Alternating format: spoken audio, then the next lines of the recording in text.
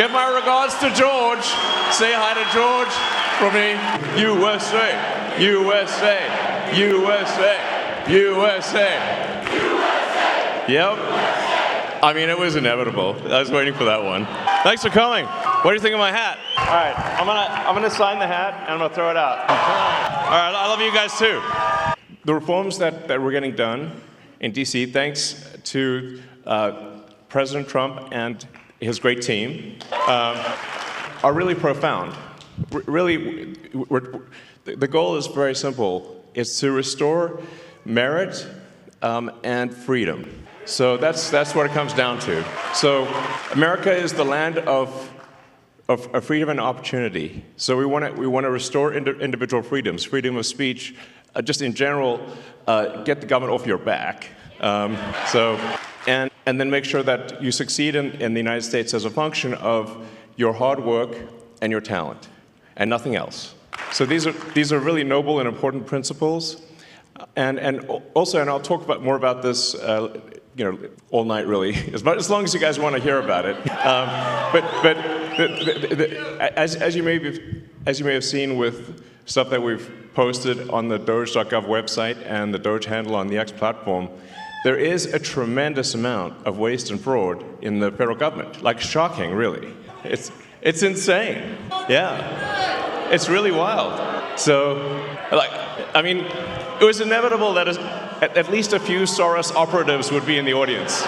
So, yeah, thank you. Thanks, guys. Isn't it shocking how much violence and hatred is coming from the left? I mean, isn't it supposed to be the party that they claim to be the party of empathy, and yet they're burning Teslas and shooting up dealerships and calling for the death of the president and me? I'm like, guys, this is insane. Like, they're gone psycho. I mean, it's really like, I totally understand if somebody doesn't want to buy a product. Yeah, it's up to you. It's a free country, but you don't have to burn it down. Okay, but that's somebody else's car. Leave it alone. Thanks, guys. Yeah, so, man, the derangement level on the left is just like, it's blown my mind, frankly. I mean, I'm like, what is going on? They've just lost it next level. I'm like, it's like, whoa. And I sort of wonder what's, the legacy media is in part to blame for this, and maybe primarily to blame for this, because, it's really terrible. It's like, if they keep calling, they've obviously called President Trump every name in the book. I think there was one article that called the president worse than Hitler, Mussolini, and Stalin combined. And I'm like, actually, President Trump's not killed anyone. In fact, he's very good at stopping wars, not starting them. So, we're really very different. Maybe we need to add some more history lessons back in schools, because I don't know if people understand, what the difference. Do they know what Hitler, Mussolini, and Stalin did? It seems they don't. It's just indicative of the poor quality of education pushed by the National Department of Education. So, that's why we want to restore freedom to the states, let the states decide on the educational agenda, and not have something pushed by a bunch of neo-Marxists in DC. So, it is astounding how much anti-American propaganda is pushed on kids today in schools. It's mind-blowing. It's like, what the hell's going on, So, anyway, but on a more positive note, we have this petition, sort of against activist judges, because judges should be simply interpreting the law, not making the law. So, in appreciation for the support of people in signing this petition against activist judges, we just want judges to be judges, which is a reasonable thing to ask for. We're obviously seeing like some crazy stuff in DC where it seems like it's like any federal judge can stop any action by the president of the United States. This is insane. Like this has got to stop. It's got to stop at the federal level and at the state level. But let me first hand out 2 $1 million checks in appreciation. Okay, so the first check goes to Nicholas Jacobs. right. Now, I should say that the reason, the reason for the checks is that it's really just to get attention. It's like we need to get attention, and it's somewhat inevitably when I do these things, the sort of it causes the legacy media to like kind of lose their minds, and then they'll run it on every news channel. And I'm like, I couldn't pay them it would cost like 10 times more, or, to get the kind of coverage that we get. So, all right, you can just, I guess, take it if you want. I think we'll get you a real one too. So, and then the second one is to Ekaterina, let's see, hopefully here. So, well, and like I said, this is just helpful for getting attention, and then like it's kind of fun to see the legacy media lose their minds over it too. So, love you too. So, yeah. So, let's see. Hello. Thank you. Congratulations. And there were quite a few death threats, I have to tell you. I was like, my security team said, well, it's actually gone down from yesterday to today. It went down from 18,000 to 17,000. So I'm like, oh, maybe it's getting better. But you can see like how crazy some of these people are. Look at the two sort of people that tried to assassinate President Trump. I mean, that was, and one, they both almost succeeded. So it's real. Like it's not like some imaginary thing. So with that, I think we can do Q&A if you guys would like to do some Q&A. And I'm happy to answer any questions. It could be, about Doge or whatever you'd like to hear about. Because I think if you ask questions that the public would be interested in hearing, then those snippets will go all over the place, and it will be helpful to the public, at large, and maybe even beyond our country.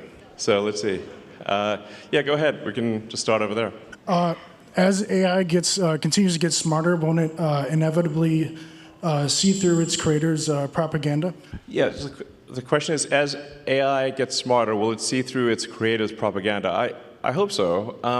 I think you can sort of think of an AI as it is somewhat nurtured by its creator. So you have to say, what is the operating principle? What is the North Star of the AI? If it's a somewhat corporate AI, it could be like it's just trying to make corporations happy, or it could be, if it's particularly some of the AIs that are trained in like the city of San Francisco, it's going to have kind of a San Francisco bias to it. Because you can think of like smart people as well, there are big differences in sort of beliefs among smart people. And so you can expect that there will be big differences in beliefs among AIs as well. With Grok, our aspiration is a maximally truth-seeking AI, which is like you always want to try to get as close to the truth as possible, even if the truth is unpopular. And that's our goal, which I think is a very important goal. Hey, nice shirt. Oh, thank you. First of all, path of exile for life. But more importantly, as we see the whole world has turned to a fear-based mobilization effort. And we've seen that translate into violence. And the right's not immune to it because it can hit anybody's psychology. Sure. How do we beat that with optimism? Because that's going to be crucial to avoid mass eruption of conflict. Yeah, I mean, there does seem to be you're right that the right is not immune from sort of hate and violence. It's not like nothing, but it does seem weirdly heavily weighted towards the left. I mean, like, I haven't seen anyone tearing off like a Biden Harris hat. Like, we're just like, you feel a bit sorry for them, like, oh, maybe they're wrong there, But you see people tearing off MAGA hats. And someone just, I saw a video just today where somebody was just on an escalator, a woman was on an escalator wearing a MAGA hat, and someone going the other direction tore the hat off her head. And I'm like, what? That's rude, In fact, I sort of find myself in the strange position because I didn't think of myself as right. I thought of myself as centrist. But then the left went all the other way in the other direction, and now everyone's a Nazi, before you know it. And I'm like, wait a second, do you know what that means? Obviously not. So, but yeah, I mean, I think, I believe in peaceful discourse, and that we make arguments, verbal arguments, and the people decide which way they want to go. But we don't engage in sort of shouting people down or violence or burning things or shooting things. That's how democracy is supposed to work. It's peaceful discourse. My question is about USAID. Has the Doge team found any evidence that any of the radical left Democrats like Maxine Waters, Adam Schiff, Chuck Schumer have received money directly from USAID? And if so, will we be hearing about that evidence anytime soon? Yeah. So there is a massive amount of corruption, but it is circuitous. So what happens is there's money that, obviously it's your taxpayer money, that is then sent to various government organizations who then send it to NGOs, which an NGO is a non-governmental organization, but obviously if it's a government-funded non-governmental organization, it's just an organization, it's just a government. And effectively, there's a giant fraud loophole, which is that the government can send money to an NGO that is then no longer governed by the laws of the United States.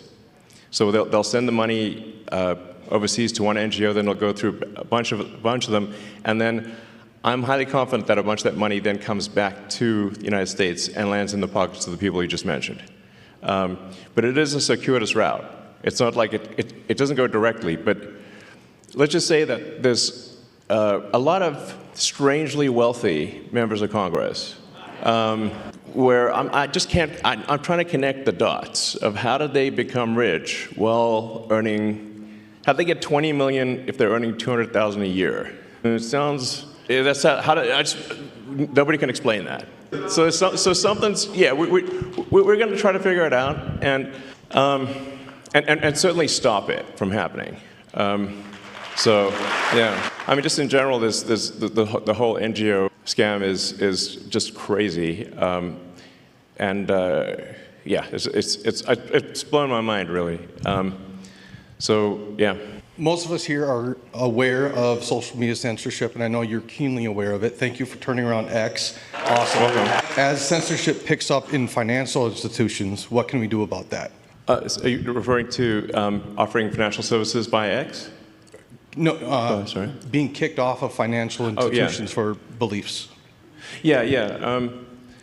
Well, certainly that won't happen during the Trump administration. Hopefully that can be enshrined in law, which is part of the reason why we need a Republican Congress. So you didn't see any Republicans kicking Democrats out and debanking Democrats, but there were a lot of Republicans that were debanked, thousands, which is really outrageous.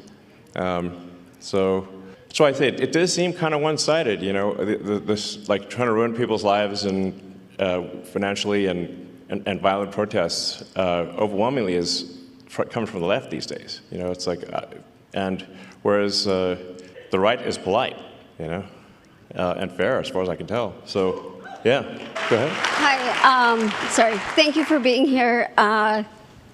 Your comment kind of about the Matrix is kind of ironic because my husband and I watched the first Matrix and the sequel yesterday.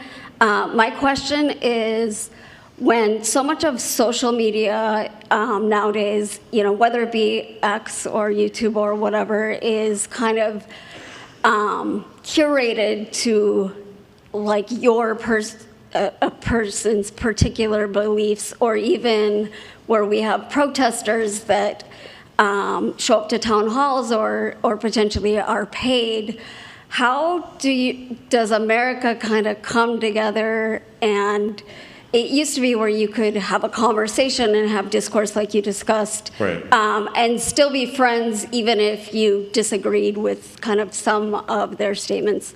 When you talk about knocking on doors, like to different people's house, like one kind of fear that I have is like, even if you talk to somebody, everybody has their own sets of beliefs and their own truths. So I guess how do you get through that?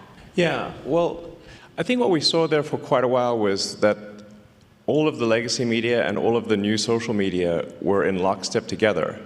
And they were all parroting the same left-wing talking points. And they were suppressing any dissent and any so-called right-wing or frankly even centrist views. And with that's why I felt it was critical to acquire Twitter, now X, in order to enable that dialogue. So it's certainly a step in the right direction, and I think you've seen now, once X was willing to break ranks and not censor Republicans, then you saw others also start to move in that direction. It looks like, for example, Facebook and Meta, they have certainly, Mark Zuckerberg has stated that they will be doing sort of community notes based on the community notes of the X platform, and as opposed to having sort of far left censorship bureau, the sort of, the woke Stasi essentially reviewing things. So that's a step in the right direction. There's maybe some hope for the CNNs of the world. There's like, with Scott being on there, he's great. He's like, I'm sort of hopeful that things that are moving in the direction where different points of view are espoused on, or heard on legacy media and social media. So I guess maybe I'm actually a little bit optimistic about the future. On the X platform, we don't prioritize one side or the other. We try to be as fair as possible, and I will reply to prominent Democrats even if they sort of say terrible things about me. It's like, yeah, we should have this discourse, and so I kind of think, at least on the media front, things are going in a good direction. But I am kind of perturbed by the sort of how aggressive these protests are, where it's like, there are people at these protests calling for the death of the president and death of me and, I don't know, probably death of others. That's the kind of thing that's not cool, At the risk of saying something outrageous, calling for murder is not cool, so. Thanks for coming, Elon. I'm a teacher by trade. I have gone through the 4-year bachelor degree to teach the nation's youth going forward. On that, Actually, I'm kind of curious. What was that like? I got an English degree, man. At the end of the day, unless you want to hire me, that's about that's about all I can do. Sure. So during teacher college, they give us a heat map, and it says these are the cost per head on each student. The Southeast is generally the worst, but they're also generally the lowest spent per capita on each student. Beyond just that correlation of the one text I got in an education class, I wonder, with your investments in Khan Academy, with the advancement of AI educational tools where specifically you can get feedback and these students can get feedback. Yeah, absolutely. Where do we see 100 years from now? With all this technology? 100 years from now? How about 50? Let's start with 50. Okay. Jackpot. Yeah, exactly. Hopefully we were like on Mars, So that would be really cool. So I do think AI can be incredibly helpful in teaching, because you can essentially set up each kid with like a personalized AI, and that AI can then answer questions for each kid, and that actually can be very profound in learning, because obviously if you've got a classroom of say 25, 30 kids, you can't like spend.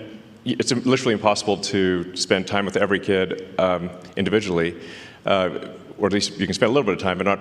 Obviously, it's a 1 to 20, 1 to 30 ratio.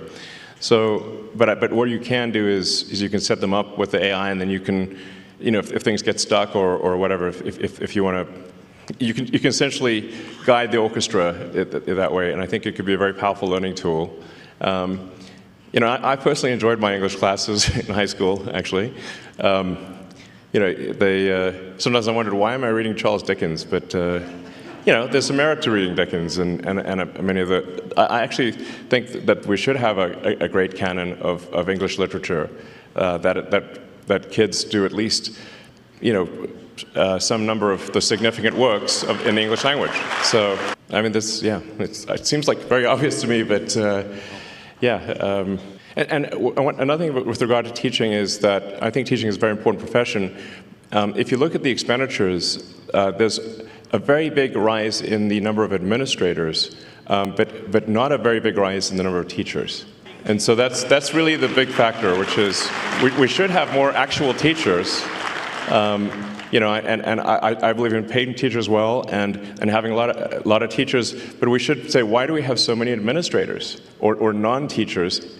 So administrative expense has gone ballistic, but teaching expense is more or less flat. Doesn't make sense. So first, I would like to apologize to you on behalf of America for the idiots you have to deal with for what you're doing for us to improve our country. Second of all, my question is, what is your opinion on the Federal Reserve, and do you have any intentions of doing anything with them? And the Fed. Yeah, I don't know. I always wanted to say that, you know. But I mean, I think there's like 20,000 people that work at the Fed. Seems pretty high. It's like there's a lot of people that work at the Fed, and it seems like, why do we have so many people at the Fed, and what do they do? And you know, sometimes I wonder which one would win. You know, the federal for interest rates, the board of the Federal Reserve, or a Magic 8 Ball. And I'm like, I think the Magic 8 Ball might win. You know, so then I'm like, well, Magic 8 Ball is a lot cheaper. So you know, it's like you shake it, it says check back again later. I'm like, okay, same thing. But I think what really matters is that government spending is not far in excess of government revenue. That's a fundamental issue that we have, where we have a deficit of $2 trillion, and we have interest payments that now exceed the entire budget of the military. In fact, that was a big wake-up call for me, was when the amount of money that we pay in national debt interest exceeded the Defense Department budget. I'm like, Defense Department budget is very big, and interest is higher than that and climbing. That's a disaster, you know. So the very simple, straightforward goal of the Doge team is to get rid of waste and fraud. It's mostly waste. Or depending on how, you know, I'd say it's probably 80% waste, 20% fraud, something like that. But it's $1 trillion, so that's still a lot. And it's you know, it's gotta be. We got another Soros sleeper agent there. USA, USA, US, USA. I mean, to be clear, the very simple thing we're doing, and we post everything publicly on the Doge website, which is just to look at every expense and say, is this actually a good use of your taxpayer dollars? That's it. It's not super complicated, and the thing that's pretty wild. This is why I say, like, you know, I used to be a Democrat, like, and so like. And if you listen to the speeches of Clinton and Gore in the 90s, when they were going on about reducing waste and fraud, it literally, you wouldn't be able to tell the difference if, like, who said it, Doge or Clinton Gore. You can't even tell the difference. It sounds exactly the same. It's wild. We're really just trying to restore common sense to government and say, like, let's not waste your money, and let's make sure it's spent well. And that's it. And in trying to save $1 trillion of expenditures, what we're saying is, of the $7 trillion in government spending, let's see if we can make it 15% more efficient. And I'm confident that we can. That's actually not a huge bar, by the way. So, and when you see the crazy things that the government is spending money on, you can see a list of some of them. You know, so, like, I don't know if we should be spending money on transgender comic books in Peru. That doesn't seem like an ideal thing to spend your money on, you know? Why would we do that? If somebody in Peru wants to do that of their own accord, that's fine, but it shouldn't be your money that does it. So it just, and, you know, we shouldn't be paying rent on empty buildings. You know, if I do think there is a role for government, but we just need to make sure we're just going through and saying and doing what I would call, like, an excellent and necessary and reasonably trusted review of organizations and personnel. So is this person doing a good job? Great. Is the role necessary? If so, that's good. And are they reasonably trusted, meaning they're not a psycho? Like, we're not talking about like political affiliation, just that they're not crazy. What's wrong with that? I'm like, sounds super normal to me. So that's it. Now, in this process, one of the things that we've discovered, which is, I think, on the fraud side, which is a really big deal, is that the Democrat administration, the Biden administration, has basically taken every arm of the U.S. government and bent it towards creating a financial incentive for illegal immigrants to come to the United States. Now, this is every part of the government. So like Social Security, Medicaid, unemployment insurance, disability, even the IRS. So you can like fill out a fake tax return and say you need a tax. Maybe I shouldn't tell people this, but it'll actually work. I mean, mostly. There's some chance you'll get caught, but if you fill out a fake tax return, you can just get a tax refund, even though if you didn't pay taxes. So we're trying to stop all these things, to say like, okay, well, let's stop the waste and fraud, and we also need to turn off the massive financial incentive for illegals to come to the United States and stay in the United States. And this is really the thing that is causing the Democrats to lose their mind, because they're actually spending, at this point, tens of billions to attract and retain illegals in the United States. It's really on that scale. It's a gigantic number. And the goal is to turn all the swing states blue. That means Wisconsin. So that's the goal. So with the asylum program, if they can get a green card within a year, and then they can get citizenship as quickly as 4 years after getting a green card. Because the first year of being an asylum counts for the 5-year citizenship waiting period. So this is a very big deal. A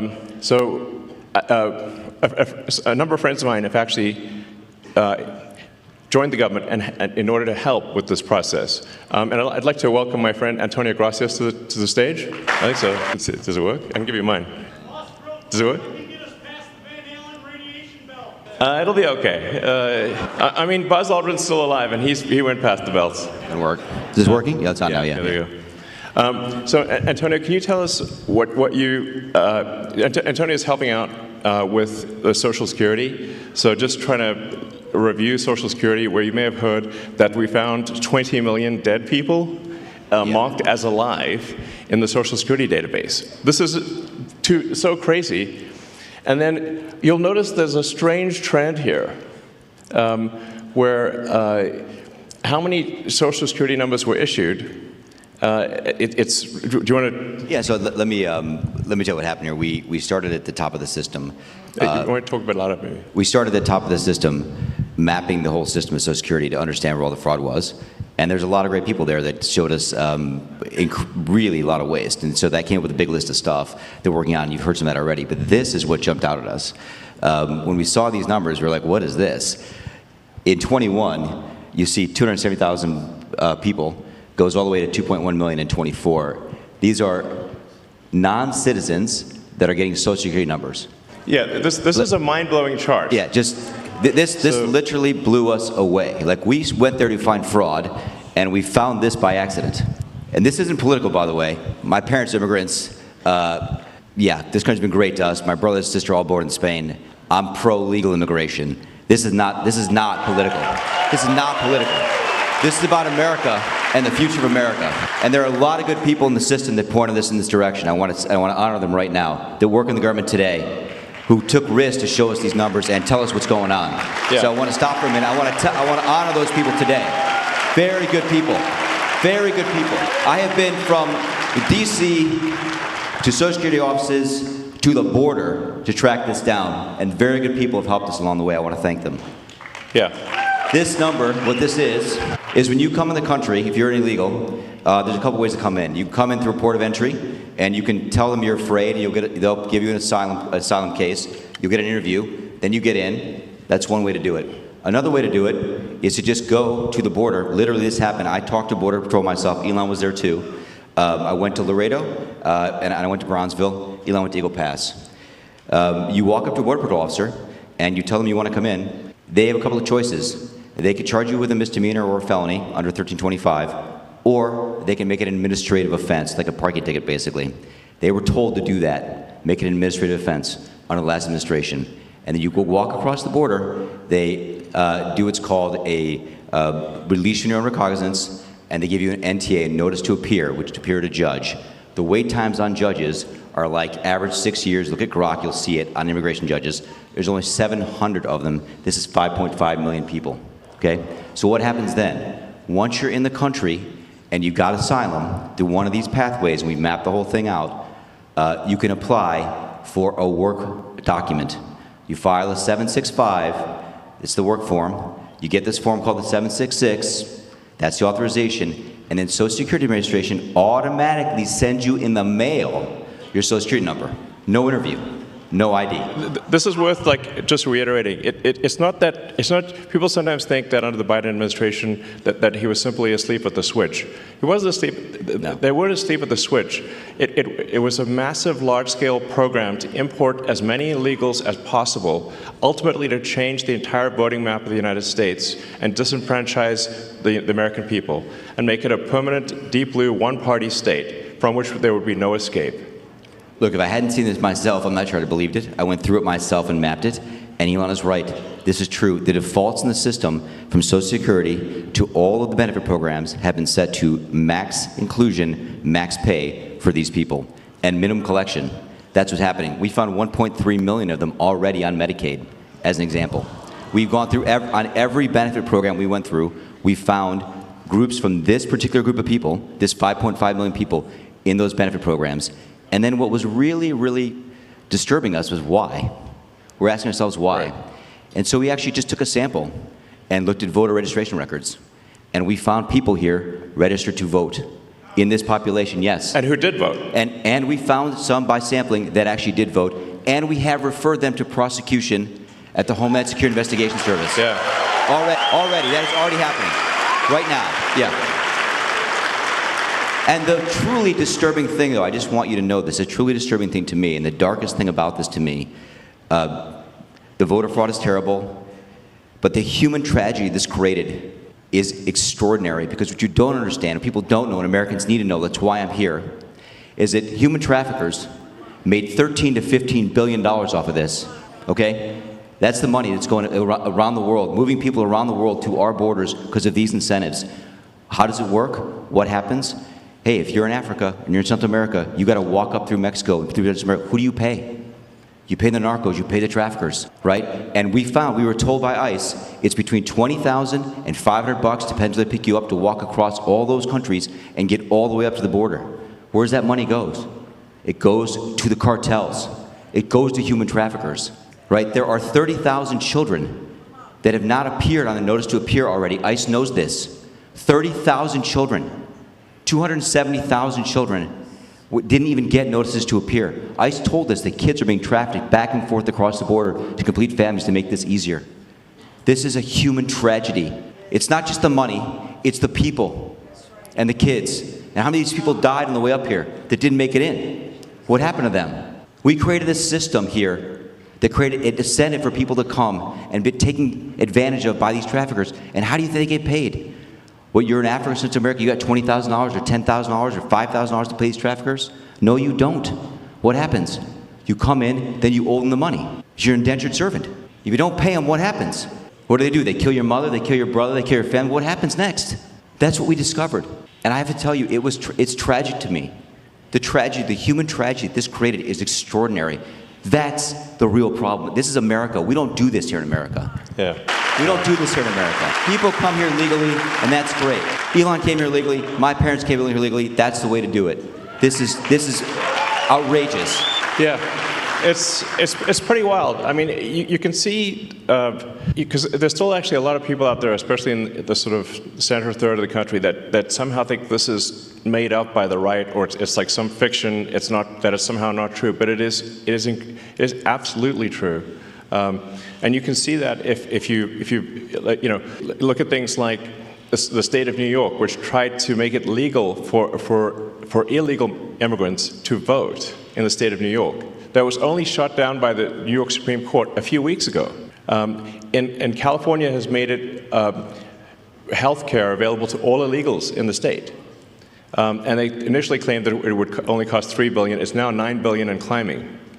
So it's really, if you create a massive financial incentive for people to come to the United States illegally, then that's what they will do. It's a very sort of, it'd be strange, it'd be odd if that didn't happen.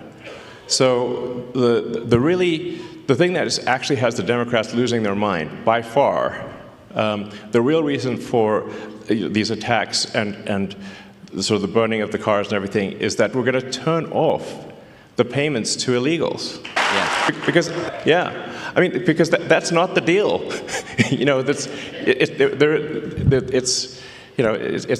It's simply not right. If you look at that thing with the Roosevelt Hotel and the luxury hotels in New York, where the Federal Emergency Management Agency funds were being used to house illegals in luxury hotels in New York that the average American can't afford. And they were giving a welcome package and $10,000 debit cards and everything else.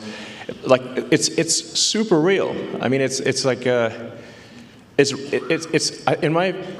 it's the biggest voter fraud thing in history by far. And moreover, if left unchecked, it would have succeeded. As Antonio mentioned, the time frame for going from asylum to citizen is roughly 5 years. Yep. And so all of the people that came in on that chart that you saw, if the machine behind the Kamala puppet had won, then they change out the puppet, but it's the same machine. Then they would have actually legalized all those people, and there would be no swing states.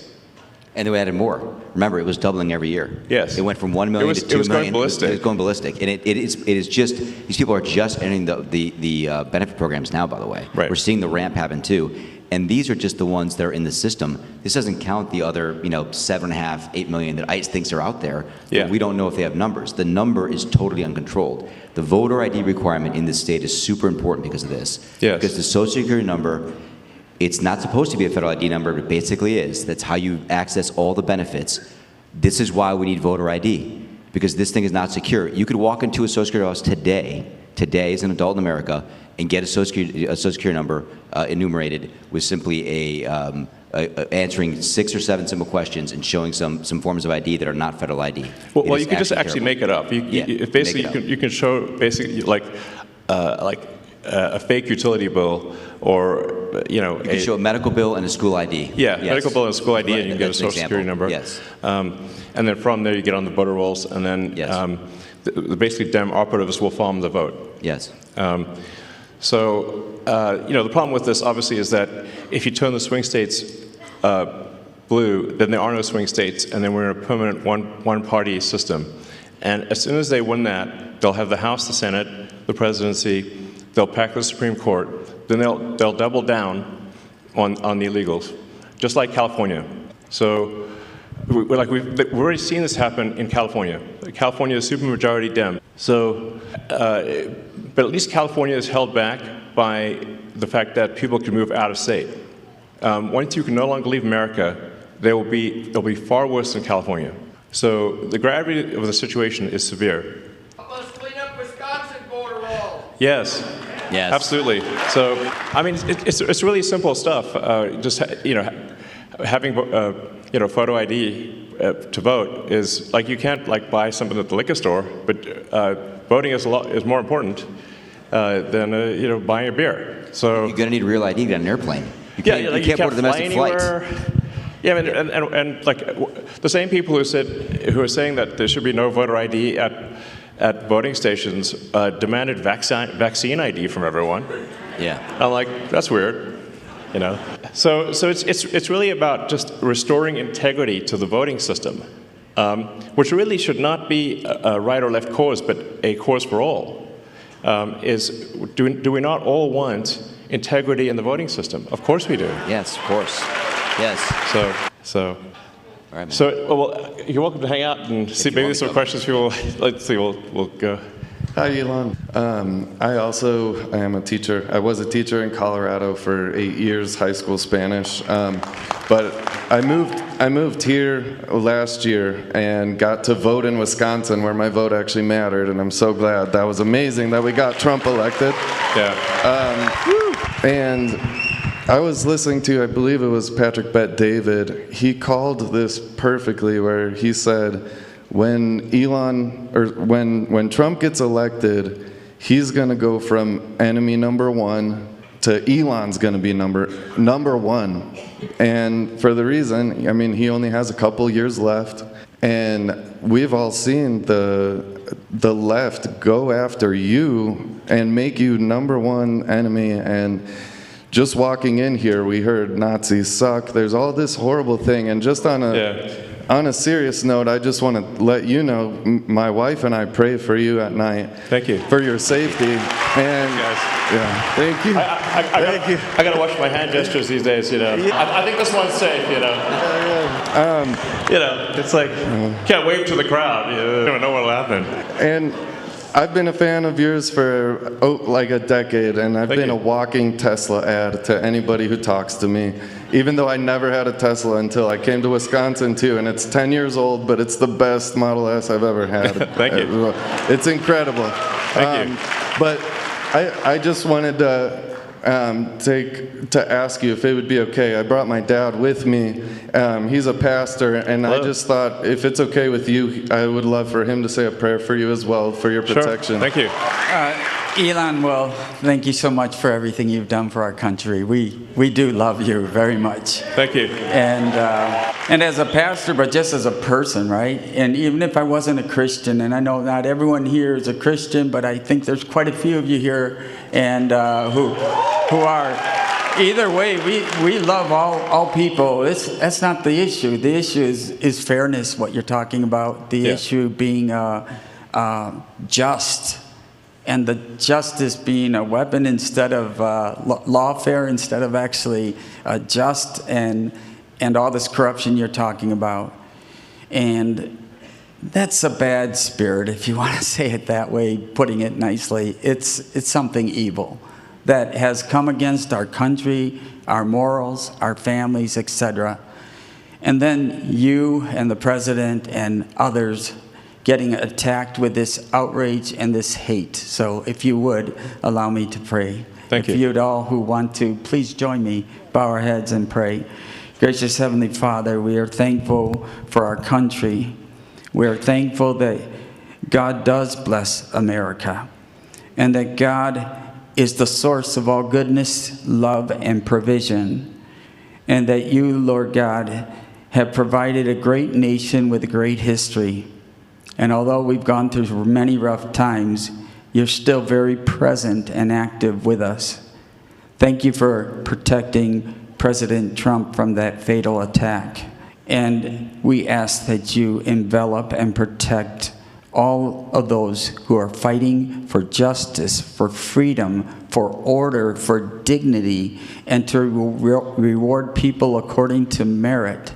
And especially put your hedge of protection around Elon Musk, around his children, around his whole entire family, and all of his team members, that all would do good and just by our country, and freedom truly and justice would reign once again. We ask this in the name of the blessed Savior, Jesus Christ, who we remember during this time of year, who suffered and died for our sins.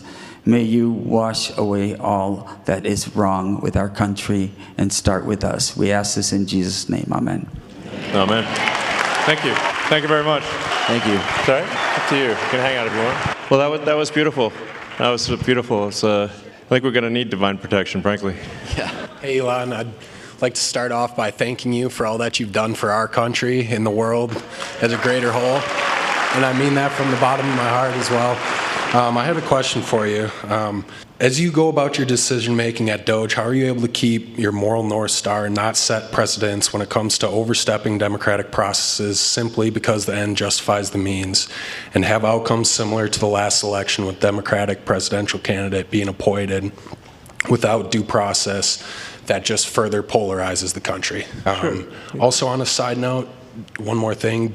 Do you see a place in the long term for decentralized technology in society and government? Yeah, I mean, to answer the second question first, I think generally if it's good to have decentralized systems because the more centralized something is, the more power that is in any one single entity, the more corruption you're likely to have. So decentralization, I think, is good to minimize corruption. Then with respect to Doge, I mean, as I said, we're trying to be as literal as possible. It's the Department of Government Efficiency, and it's just literally going through and saying, okay, this money was spent. Is it money that most Americans would agree is sensible, or is it not? If it doesn't seem sensible, then we, say, well, we shouldn't spend that money anymore. We should stop it. So, and then we post we try to be as transparent as possible. So all the Doge actions are posted on the Doge.gov website and on the Doge handle on X. So if people disagree with something, we can say, well, which part do you disagree with?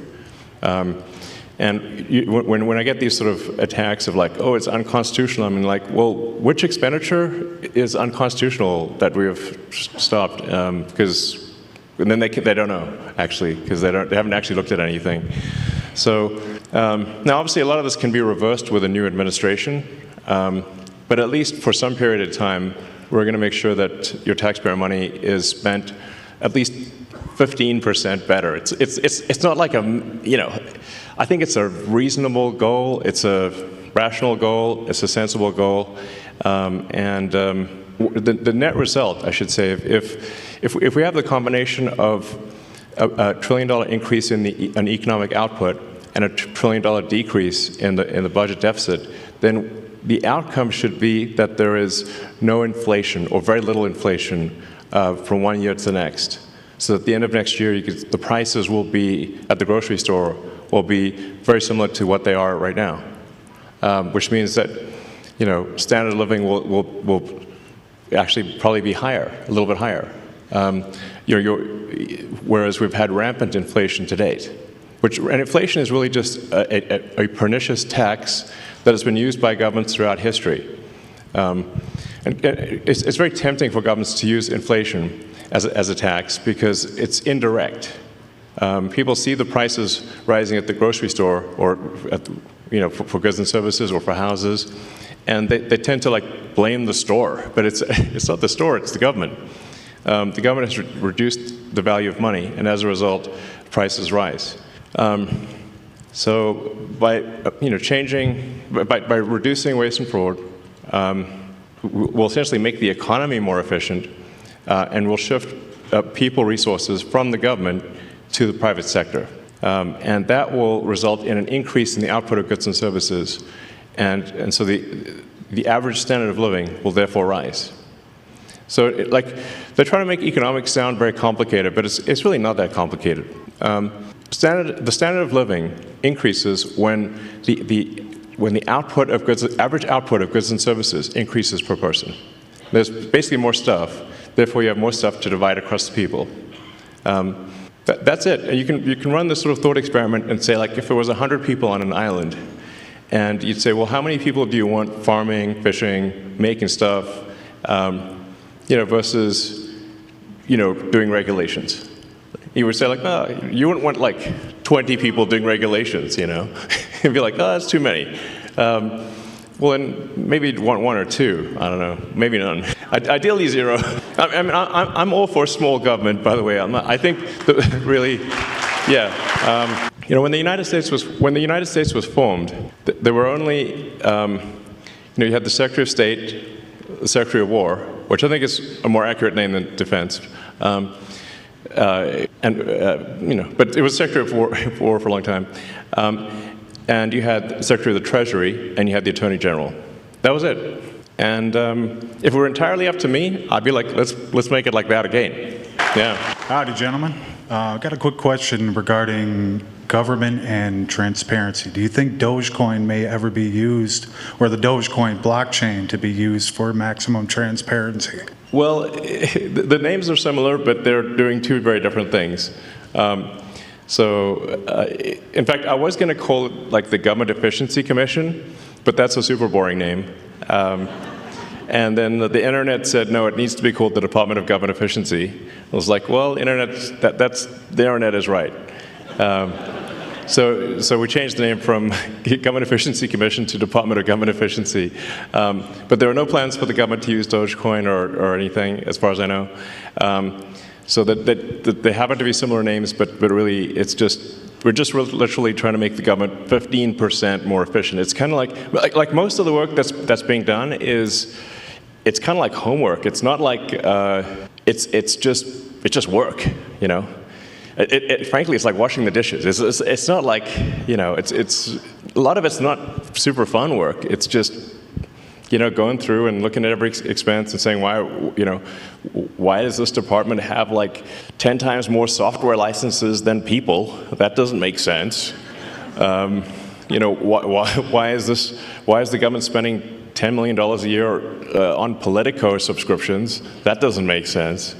You know, like there's just one thing after another like that. It's like things that are just kind of boring. So it's like a ton of boring stuff. Like you do hear about like the sort of weird stuff that makes the headlines, but most of the costs that are being cut are just very basic, boring things. It's like homework at scale is what I'd call the Department of Government Efficiency. Elon, can I add something? Yeah, this question about transparency. I'm really selling it here. Yeah, no. I would say the principles that Elon has set out for Doge they begin with truth. Truth. Find the truth. Number one, find the truth. Why? The government's gotten so big that actually the people don't even know what's there. Yeah. They don't know the source of truth. So these licenses, it's not like people bought these licenses because they're bad people and they wanted to pay Microsoft. They just kept buying licenses because Microsoft gets selling them. I mean, it's that strange. Yeah, and we don't want to pick on Microsoft. It's like every software company, by the way. Any software company. Pick software company X. They bought these licenses because they just thought they should buy more licenses. More people coming in and there's no one there. People aren't coming back to the office, right? It's just finding truth. The number one principle is truth, and then transparency is number two, I think, on the list, right? So find the truth, make it public, make it transparent. And number three is, man, do it fast, make it efficient, and be urgent. Yeah. Those are the principles that Elon's put in the Doge. Yeah, it's worth pointing out, it's actually difficult you have to recalibrate how dumb things can be because it's the government. You know, frankly, it's like dumber than you think it could possibly be.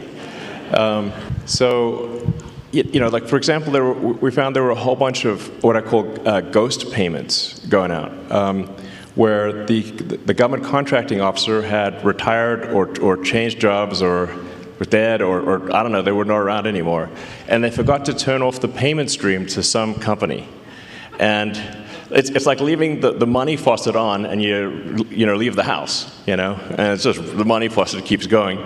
And it's a pretty rare organization that will complain about receiving money. So then you're like, is that waste or fraud? I mean, the government did send them the money, but they didn't deserve it. So then, well, okay, we should turn off the money spigot if the contract is over, type of thing. So one of the things that we made a recommendation to the Treasury that the payment classification codes and the explanation for the payment be mandatory fields. And have a name attached. So we could just ask the person who approved the payment, is this payment a good payment? Does this make sense? This is the kind of thing that is normal for individuals and for companies, but that was not the case. So the reason why the government could not pass an audit was because the information did not exist that would be required to pass an audit. Like, it was literally impossible because you just had all these blank checks going out with no explanation and no payment code. So how are you supposed to do an audit? It's literally impossible. So that's what I mean by, it's very basic stuff. We just want the congressional appropriation payment code to be mandatory, and a very short explanation. We're not even going to judge what the explanation is, but that there be any explanation at all and a name attached was revolutionary. And my guess is this will probably save $100 billion a year, a lot, So maybe I can tell a little story from Social Security Administration that people might like to hear too, which is sorry. At Social Security Administration, they have passed their audit, actually. They've got, I don't know, about 100 material deficiencies, but they passed their audit. when we looked at the balance sheet, we found that $800 million had fallen off the balance sheet last year. $800 million. What do you mean it fell off the balance sheet? It's exactly the question I asked, Elon. Thank you. Where did it fall to? My friend. Exactly. Where did it fall to? So I asked the auditors to come in. It's like a comedy sketch. Exactly. A comedy routine here. Where did it go? Exactly. But wait, where did it go? Exactly. So here's what happened. I asked the auditors to come in. I won't give the name of the auditors. Come on in. And I asked the audit partner myself, what does fell off the balance sheet mean? Is that a gap term or non-gap term? I've been doing so. I don't know what does it mean? Well, the payment plans, because under the last administration, you could pay if you got overpaid on Social Security, like if you were getting SSI or a disability and they paid you too much money, you got a job, but didn't tell them, they paid you too much money, they dropped that payment plan to $10 a month max. So the payment plans went out past the system date. So if I remember correctly, it was 2047. Payment plans out past system date. When it went past the system date, literally, it fell off the system. Okay. It disappeared. And the officers were supposed to, the technicians were supposed to put notes in the system that this was going to be collected. The notes were so bad, the auditors concluded this could not be collected, and we literally lost $800 million. Gone. Okay.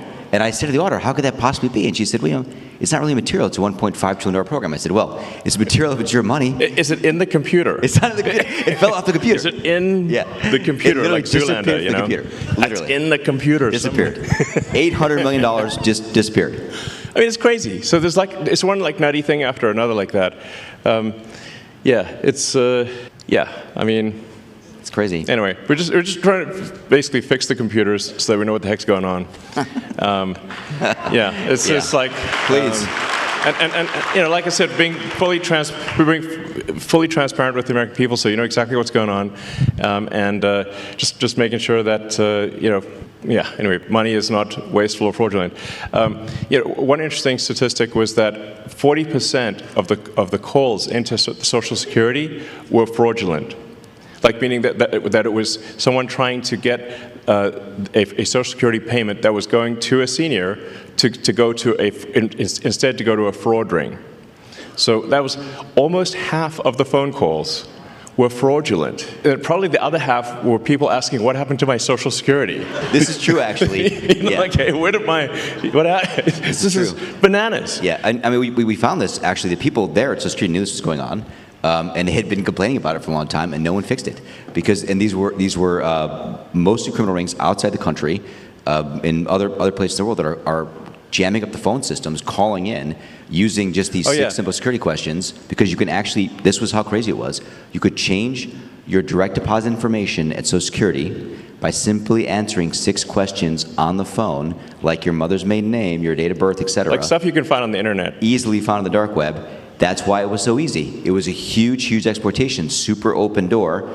I mean, the bank vault was open, and the criminals ran right in and took the money, and they took it away from our seniors, right? So what happened is, if like my dad's 84, he'd go get it, thought his check was supposed to be in the bank account, wasn't there, then he's got to go through a whole process to get the money back from the government, which takes a long time. It's the government, right? So we put in a very simple 2FA system. All this nonsense you see in the media about, we turned off the phone lines, but it's not true. All they did actually, we recommended to Social Security that they put in a very simple 2FA system, and they will two-factor authentication. Two-factor authentication. They same kind of thing you do at the banks. Like, pretty simple. If you have a bank account, you do this, and you know what? They did it. They said, yeah, you're right. We should do that. They went and did it. Good for them. They did it. No one had the will to do it. They did it, and they're going to keep increasing security. We've given them a lot more recommendations, and they're on the road to increase security, stop all this nonsense, so our seniors and our people that are disabled don't get stolen from. Yeah, this is really worth emphasizing, because like the radical left are saying that like somehow we're stealing Social Security. Like, first of all, I don't need the money. Okay. In fact, it's costing me a lot to be in this job. You had like Tim Walz dancing on stage showing a chart of Tesla stock, which is a really awful thing for him to do. Because what they're trying to do is put massive pressure on me and Tesla, I guess, to I don't know, stop doing this. it's, my Tesla stock and the stock of everyone who holds Tesla went roughly in half. I mean, it's a big deal. So not only am I not getting I'm not getting paid, definitely not stealing money, and would never get away with it, but the value of my Tesla stock is in half. So this is a very expensive job, is what I'm saying. But I think it's you're welcome. Thank you. Thank you very much, guys. But long term, I think Tesla stock's going to do fine. Maybe it's a buying opportunity. But the actual thing we're doing is making sure that people do get their Social Security and that it doesn't get stolen. 100%. Yeah. Sorry, go ahead. Hi, Elon. I got a question for you about Dodge. Great shit. Yeah. Everybody in this room has got a bunch of money sitting in a bunch of little boxes in a bunch of different states. And it turned into crickets when you brought it up online that you were going to go check our gold. And I'm worried about the Democrats and Joe Biden's last administration with the money not being there. Did you get blocked, or are you still able to go check that? Sorry, I'm not sure I understand exactly what you're referring to. Fort Knox. Oh, Fort Knox. Oh, yeah, right. Oh, yeah. Well, that's up to the president, of course. But I think it would be, I think it would be awesome to live stream Fort Knox. I mean, that would be really fun. And after all, it is actually the gold of the American people. So the American people should, it seems to me, have a right to see their gold. Hopefully it looks really cool. Open the doors, like, is it there? Like, is that really gold? Let's check. So maybe it'll be really interesting. I'm all for it. The president says he's interested in doing it, so hopefully that happens. So, all right. Good evening, Mr. Musk. How are you? Good. How's it going? Good. My name is Vito Gabriel. I'm 18 years old. This is my first election that I'll be voting in. So, great. Very exciting. Oh, actually, that reminds me. So it is actually possible to both register to vote on Tuesday. If someone has not registered to vote, they can register to vote in Wisconsin, and they can vote the same day. Yes. So even if somebody's not a registered voter, you can do everything on Tuesday. Yes. So, a bit of backstory. When I was younger, 8 years old to be exact, my father put me to work in my family's restaurant. And it led me to want to start my own business and to be successful just like you. And in my opinion, you're one of the most successful businessmen to ever live. And so what advice would you give to young entrepreneurs who want to start their own businesses and give back to this great country? Well, sure.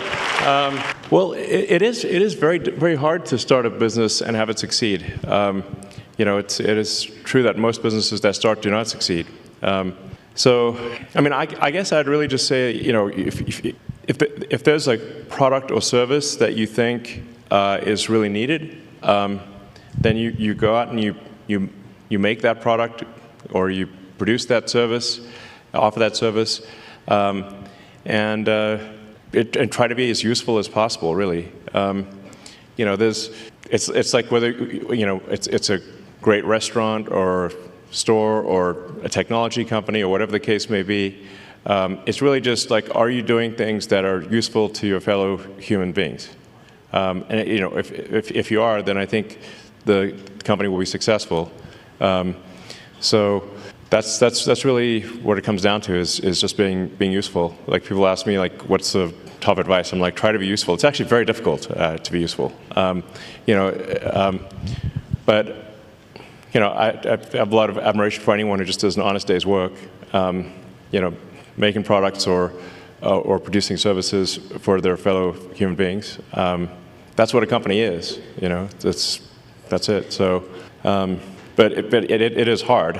To be totally frank, like I generally say, if somebody needs encouragement to start a company, I would recommend not starting a company.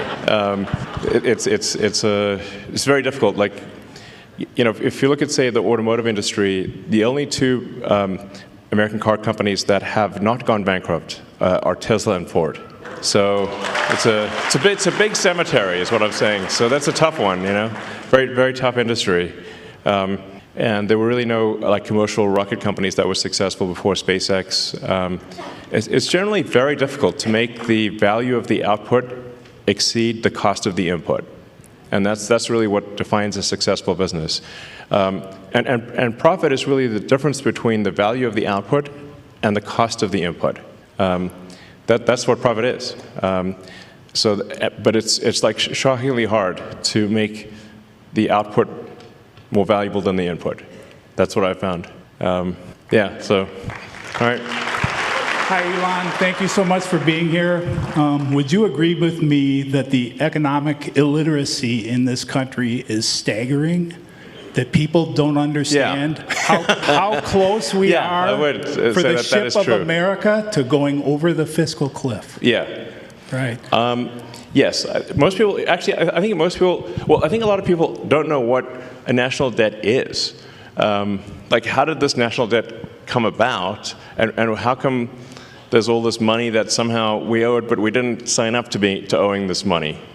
But there's, it's over $30 trillion of national debt, and that doesn't count future obligations. That's just, then it doesn't count state and local debt. So it's a lot of, basically, it's a lot of money that the government has signed everyone in America up for. Yeah, so there's, if we don't do something about it, then eventually there won't be any money for anything. We'll just be paying interest. A company, so I should say, a country is much like a person. It's just bigger. A country is a collection of people.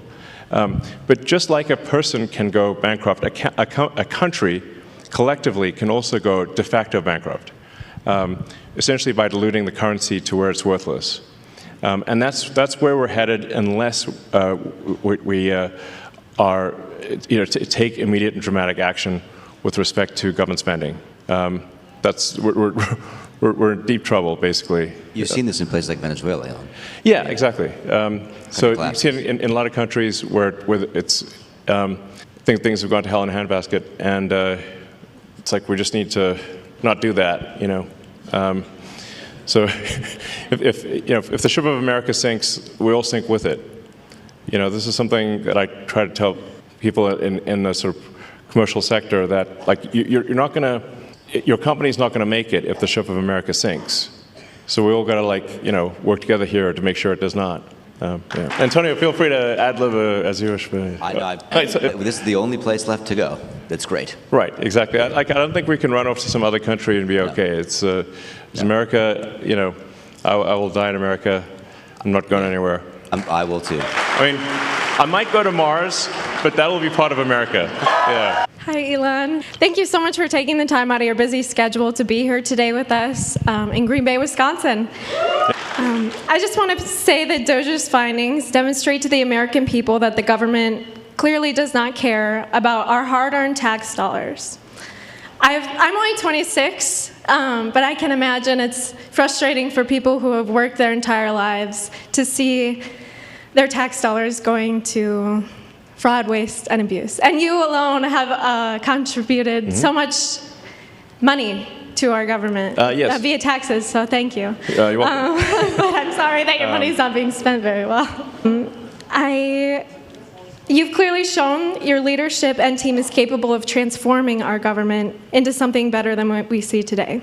I just want to say I'm sure I'm not the only one who's wondering, but we know that Doge has found quite a bit of money, and we would like to see some of that returned to the American people. Do you have any information on when Doge checks would be written or sent out? Sure. Well, I guess we need to be successful at scale. We've made a lot of progress, but there's still a tremendous amount of work to do. Effectively, as government spending is made more efficient and spending is reduced, the tax by inflation is reduced. So one way or another, you will effectively be better off if resources in the United States are not wasted. And it's somewhat up to the Congress and maybe the President to as to whether specific checks are cut, but whether a check is cut or not, if you reduce wasteful spending, the economy is going to be better off. People will do more useful jobs than before, the total output of goods and services will increase, and then the average standard of living will increase. So that's yeah.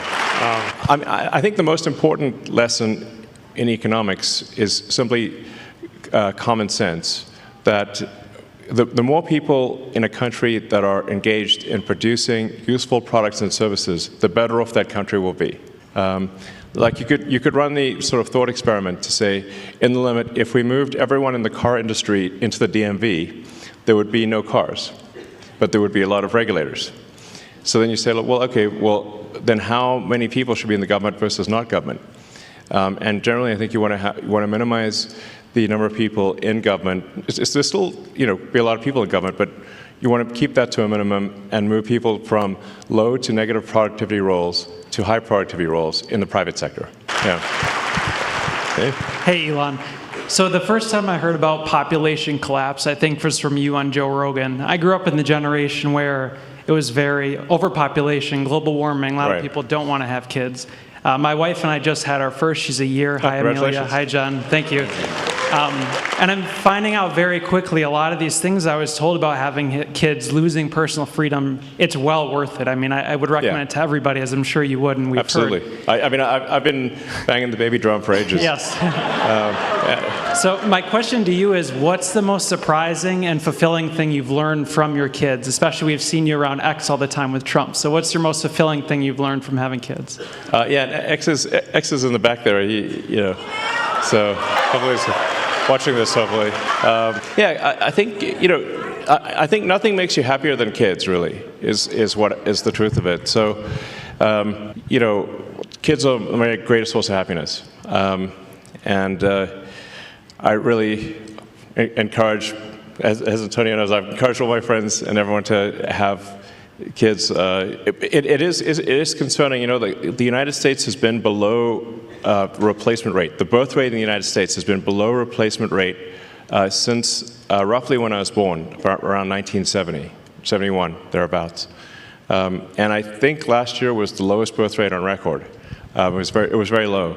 And then we're seeing this trend in almost every country on Earth. This is worrying, because it's like, well, if something doesn't happen, humanity is going to disappear. So it's, I think, very important to have kids.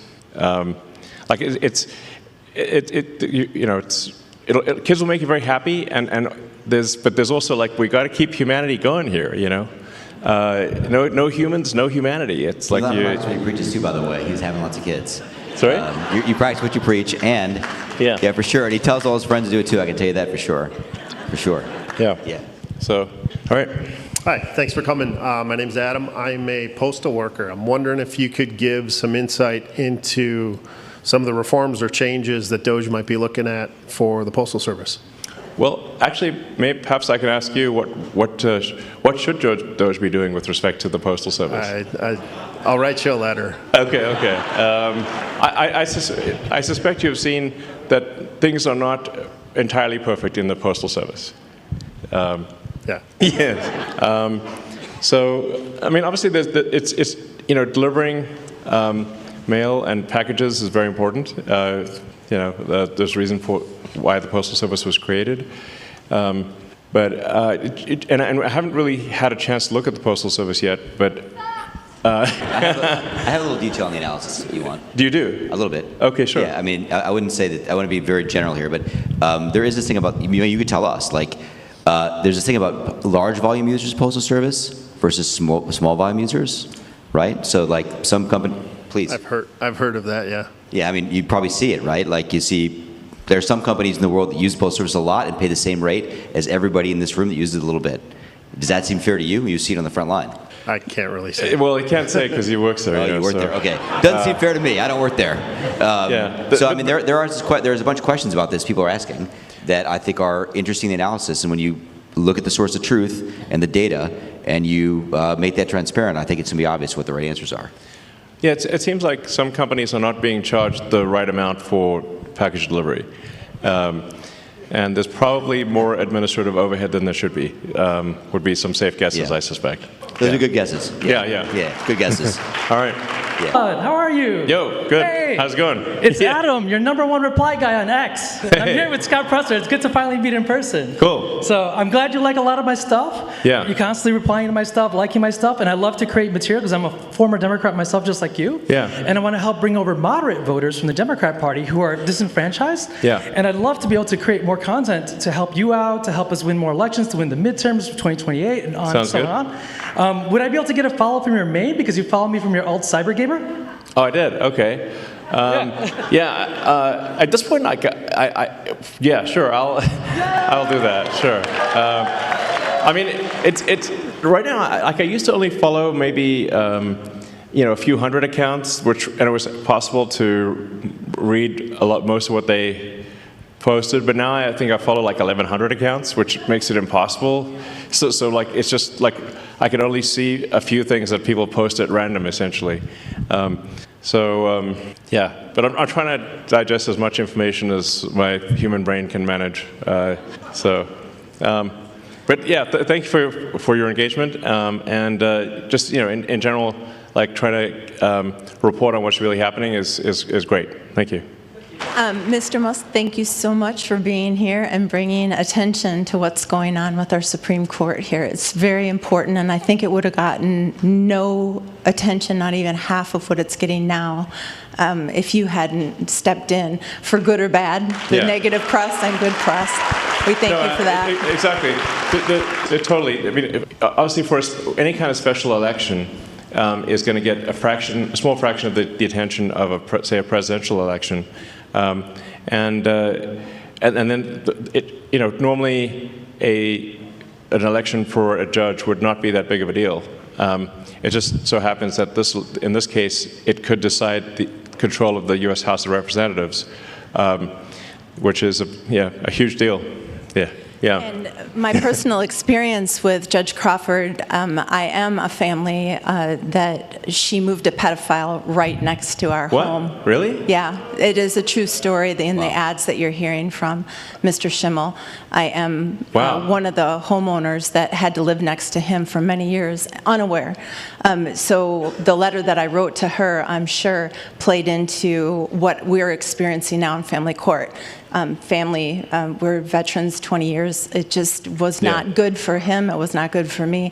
And we're trying to work through our family court situation.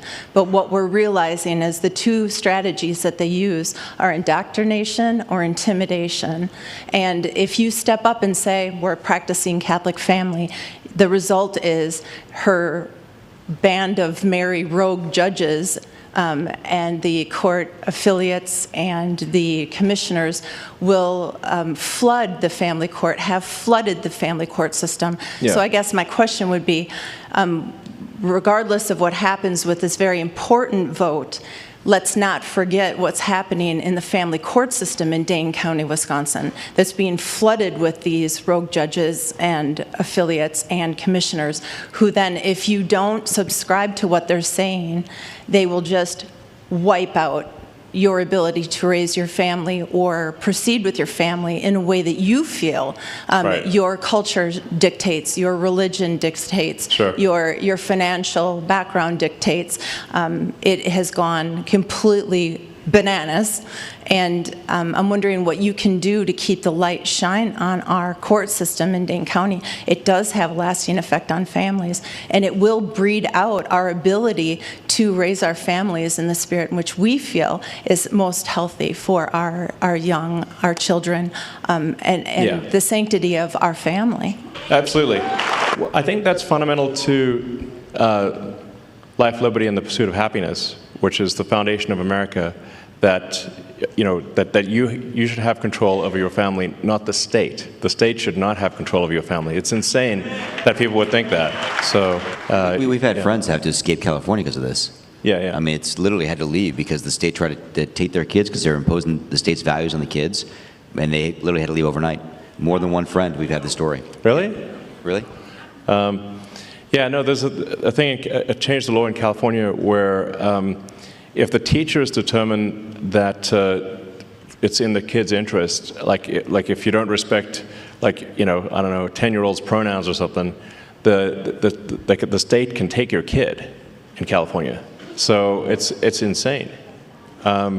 It's state forced indoctrination, and if you don't match their whatever the state wants, then they can take your kid in California. It's a big deal. Yeah, exactly. So it should just be, families should have control over their own circumstances, and it should not be the government that decides how your children should be raised. Hey, Elon. My name is Josh. There's a lot of questions I see. We're going to answer everything at this point. So, I'm sorry. Please go ahead. Sorry, go ahead. Thank you for taking the questions, though. There's a lot of people I agree. So I was wondering, I noticed that there was a second Mechzilla being built at the Starbase. Are we going to go for a launch for the Artemis mission coming up? I mean, that's a very sort of space question. So there are 2 towers in South Texas, and then we're planning to build 2 towers at the Cape in Florida, and then probably some more elsewhere in the future. But there'll be twin towers at the Cape and twin towers in South Texas at Starbase. So, all right. Hey, Elon. Good to meet you. Thank you for everything you're doing for the country and the world. Yes, thank you. I have 2 questions. They asked me to keep it short. Sure. When do you envision solving blindness and bringing that to the masses, where it'll be for everyone? And the other is, is robotaxi on schedule? Yeah. Well, there's certainly a wide range of questions tonight. Yes, so for Neuralink, we've actually had, Neuralink has had in monkeys a working device we call Blindsight, where and it's been working well, and monkeys are healthy for a few years now. And we're hoping later this year to do our first device implant for human, enabling someone who is completely blind to see. It's going to be low res at first, like Atari graphics, so I want to set expectations appropriately. So it'll start off with like very low res, but then over time, I think eventually the implant would enable vision that is like superhuman. So that'd be pretty cool. And then things are currently on track to do unsupervised full self-driving in Austin in June. So I think we probably we'll take maybe 4 more questions, so just 2 from that side and 2 from that side, and then we'll call it a night. So go ahead. Oh, thank you so much. First of all, you are beyond absolutely legendary and an absolute true hero, so thank you so much for everything you're doing, achieving, accomplishing. You've done so many impossibles. It is astonishing. Thank you. But my name is Brian Wright, and I've been filming from last year all the way into this year a docu-series on finding peace. And during this election year, the episode was how many lines do we actually need to cross in order to be able to find peace? And I wanted to ask you, where do you feel like we are in this divide? Are we so far divided as to where there's no coming back to the middle, or where do you see us being? Yeah, we should restore the Smith-Mundt Act so that the government cannot spy or issue propaganda to the people.